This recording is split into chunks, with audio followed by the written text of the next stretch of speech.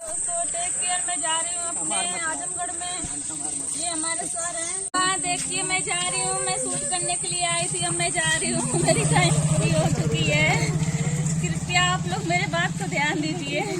ठीक है, bye bye, good night. हंसते रहिए, खाते रहिए, पीते रहिए, मौज। देखिए दोस्तों, मेरा 4 व्हीलर आ गया है, तैयार है। अब हम लोगों को तैयारी करना है कि हम लोग कैसे जाते हैं। ठीक है दोस्तों, बारिश भी तो हो रही है, चलते हैं बाय।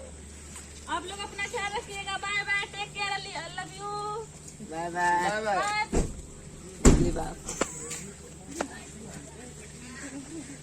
कौन सी चल रही है पहले?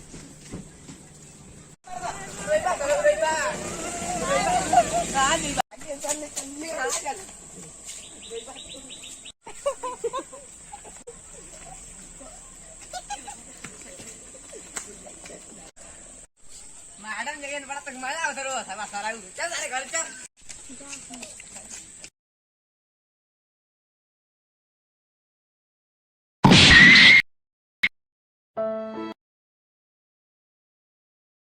नमस्कार दोस्तों, मेरा चैनल है पीपाई।